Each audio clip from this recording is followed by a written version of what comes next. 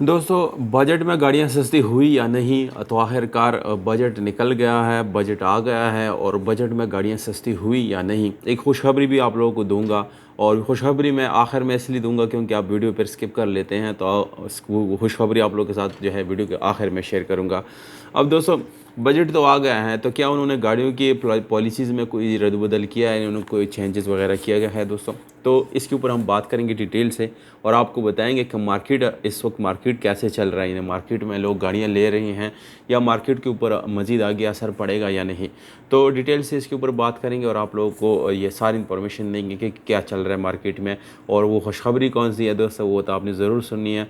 Subscribe आपने करना है, आपको ना अपना नाम बताता चलूँ, मैं हूँ अरहम खान और आप देख रहे हैं अरहम खान ऑफिशियल।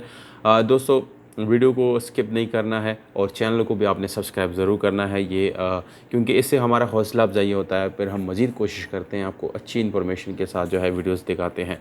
दोस्तों, बजट जो है वो आ गई हैं। बजट में जो है उन्होंने कैप रिमूव कर दिया है। जो एक कैप उन्होंने वो एक जो है पाबंदी थी वो लगाई गई थी, यानी जो कस्टम ड्यूटी ऑफिसर्स होते हैं वो एक लिमिटेड ड्यूटी के अंदर जो है वो गाड़ियों के ऊपर यानी टैक्स जो है वो वसूल करते थे, पर अभी उन्होंने ये टैक्स रिमूव कर दिया है और इख्तियारात ऑफिसर्स को दे दी हैं कि वो गाड़ियों के प्राइसेस के ऊपर जो टैक्स आता है उसको कम या ज़्यादा, दोस्तों ये याद रहिएगा ये कि सिर्फ इंपोर्टेड गाड़ियों के ऊपर ये चीज़ें इम्प्लीमेंट होती हैं, यानी ये लोकल मैन्युफैक्चरिंग गाड़ियों पे इम्प्लीमेंट नहीं होती।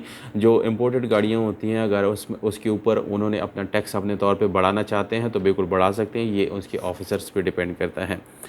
इसके अलावा इससे पहले जो है वो लिमिटेड थी, यानी ख़ास उसको क्राइटेरिया दिया गया था कि इसके अंदर आपने उसके ऊपर टैक्स लगाना है और वो वसूल करना है और उससे ज़्यादा आपने नहीं करना। अब दोस्तों, लोकल मैन्युफैक्चरिंग की बात करेंगे जिसमें सुजुकी, टोयोटा और होंडा की गाड़ी आते हैं जो कि बराए नाम लोकल है, लोकल नहीं है, ये बिल्कुल लोकलाइज्ड नहीं है, इसके सारे पार्ट्स इंपोर्टेड होते हैं। ये चीज़ मैं बार बार इसलिए कहता हूँ दोस्तों, आप भी एक ट्रेंड चलाएं कि गाड़ियों की जो ऑटो इंडस्ट्री है ये पूरी तरह लोकलाइज़ किया जाए ताकि गाड़ियों के प्राइसेस कम हो जाए।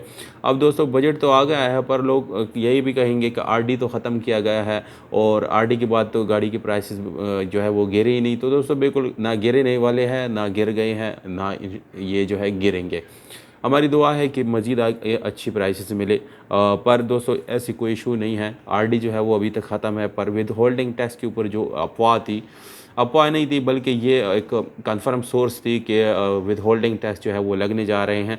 बहरहाल इसके ऊपर मज़ीद, यानी ये तशवीश की बात है कि इसके ऊपर वो मज़ीद सोच रहे हैं कि ये जो विद होल्डिंग टैक्स है इसकी किसी दूसरा सूरत ढूंढ करके विथ होल्डिंग टैक्स इम्प्लीमेंट किया जाए और ये जो विथ होल्डिंग टैक्स उन्होंने ख़त्म किया है या जो आरडी का ख़त्म कर दिया गया है, इसका जो मद में पैसे हुकूमत को जाते थे वो किसी दूसरी तरीके से हुकूमत को वो वसूल ज़रूर हो। दोस्तों, गाड़ी अब जो खुशखबरी है वो अभी से बताता चलूँ कि गाड़ी बजट में जो है वो सस्ती हुई या महंगी हुई।